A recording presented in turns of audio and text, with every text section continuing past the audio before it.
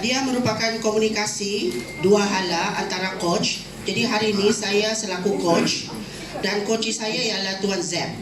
Jadi di sekolah senario dia ialah coach itu adalah pengetua ataupun guru besar dan coach itu adalah guru-guru di bawah kawalan tuan-tuan dan puan-puan. Semasa sesi coaching, sebelum sesi coaching bermula, sesi coaching ini mesti mendapat kelulusan ataupun persetujuan daripada pihak coaching. Di mana dia selesa, bila masa dia ngam untuk coaching, adakah dia bersedia dari segi mental, fizikal, emosi, baru sesi coaching ini berlaku. Jangan ianya berlaku ikut masa coach. Kan saya free sekarang nih, saya panggil si Pulan. Itu bukanlah satu daripada ciri-ciri coaching yang baik. Jadi masa persediaan semua adalah depends on coaching dan dia mesti bersetuju untuk dibawa dalam proses coaching. Bukannya kita yang beria mau bawa dia, mesti ada persetujuan. Okey, itu yang pertama. Yang kedua, dalam sesi coaching buat di tempat yang tidak terbuka. Sebab kita mau jaga maruah dan air muka dia. Bila terbuka, dia akan sukar untuk ekspres dia punya the real. Tempat galap. Ya. Sudahlah tertutup, janganlah galap. Kalau coach dan coach itu lain jantina nanti lain lagi. Okey, itu yang kedua. Yang ketiga, masa proses coaching ini tidak boleh lama. Dia hanya 20 ke 30 minit saja. Okey, tidak boleh lama. Kalau lama kamu akan pandai hanyut. Jadi dalam sesi 20-30 minit tu, bila kamu mula membuat coaching kepada klien ni, dia akan menjawab kadang-kadang hanyut tu. Apa yang kamu tanya lain yang dia jawab. Jadi itu adalah the way kamu tackle dia supaya back semula ke dalam reality. Memang begitulah hanyut. Yang keempat, dalam proses coaching, coach ini kurangkan bercakap. Jadi di awal kami dulu masa certified coach, agak sukar kami tidak bercakap. Sebab kita biasa bercakap, cikgu kan? Bercakap. Sampai itu IAB pun datang satu-satu. Ui, banyaknya kau cakap. Aduh, let's talk, dia bilang. Kasih yang banyak talk yang di sebelah. Jadi kita tidak, kita yang banyak bercakap. Macam kita yang mau selesaikan masalah dia. Kan kadang-kadang kita punya excited ni melebihi juga. Jadi mesti dikontrol. Kita mesti ada 4 kemahiran itu. Kemahiran mendengar, kemahiran menyoal, kemahiran membuat pemerhatian dan juga membuat maklum balas. Okey, yang keenam, apa beza coach dan mentor? Coach dan mentor, apa beza dia? Kadang-kadang kita tidak tahu kita itu bertindak sebagai coach atau kita bertindak sebagai mentor.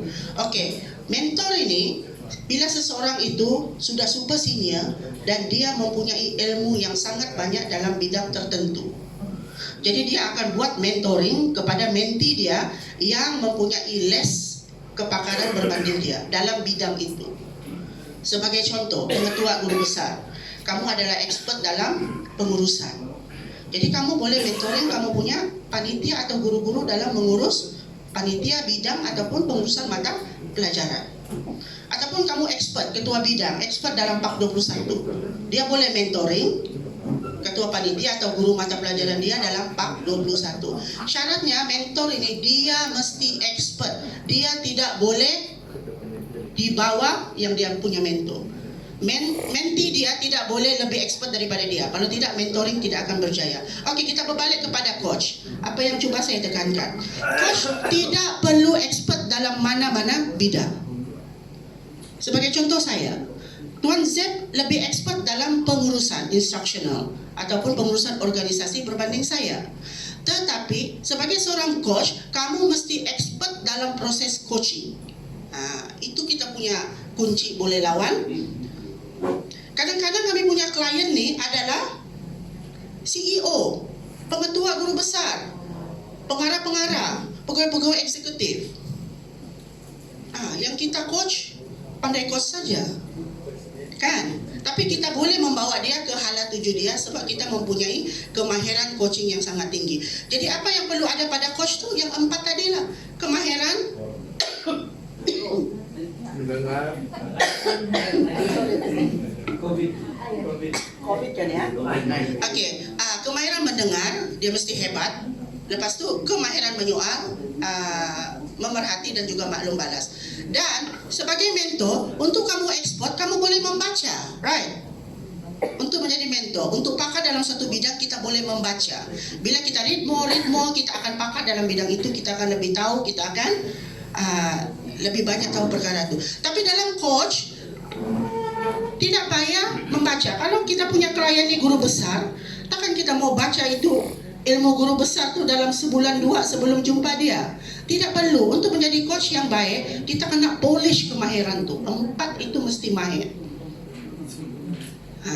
Jadi nama kemahiran ini tidak jatuh dari langit tuan-tuan dan puan-puan. Bila dipanggil kemahiran, dia mesti diasah, dia mesti di-apply. Sebab itu di dalam coaching dia letak put kemahiran, bukannya ilmu. Ilmu boleh baca, boleh cari. Kemahiran kita kena apply, kita kena asah. Kemahiran mendengar, bukan kita lahir terus pandai. Kita membaca macam mana supaya mahir mendengar. Selagi kita tidak apply di lokasi, selagi itu mulut kita gini. Kemahiran menyoal. Dari kemarin kita ada nampak dia punya Dia punya key untuk coaching.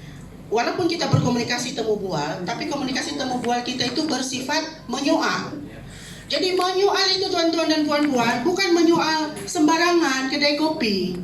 Kan suka-suka hati kita aja tanya apa soalan yang kita mau. Kadang-kadang kita provoke dia, kita mau uji. Tidak boleh. Soalan kita itu adalah based on model to grow. Soalan kita adalah based on grow. Jadi dalam pendidikan macam model grow ni adalah bapa kepada coaching lah. Sebenarnya dia ada model-model lain lagi. Kan, tapi kita ambil grow sebab dia lebih macam lebih sinonim dengan pendidikan. Okey, grow G itu adalah goal setting. Ada soalan khas untuk menentukan goal setting tu. Reality. Ada soalan lain untuk menentukan reality itu.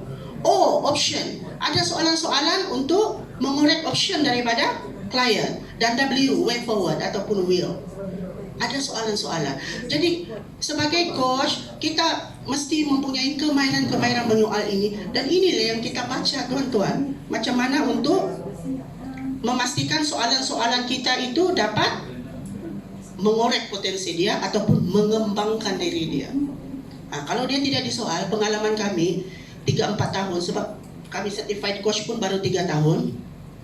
Sebelum kami coach dia, semualah dia tidak tahu tu cikgu. Saya tidak tahu buat ni. Tapi bila kita mula sesi coaching, kita korek-korek, iya kan? Pandai pula aku ni. Di end of the day, dia yang minta puji sebenarnya. Ya, baru saya tahu ini benda. Boleh kasih upskilling saya, kasih upskill. Jadi dia tidak akan tahu benda itu boleh membantu dia selagi kita tidak guide dia melalui soalan-soalan berstruktur tu. Okey, faham sudah? Dan sesi ini adalah rahsia. Macam mana kalau coaching itu dia tidak mau berhenti dengan bercakap? Bercakap terus. Ya, bercakap terus kan? Sebab itu kemahiran kemahiran mendengar kan. Macam mana kita nak? Kita boleh berhentikan juga. Kita boleh. Oke, contoh. Oke, mungkin. Iya, mungkin akan berlaku di dalam sesi kami. Sengaja deh.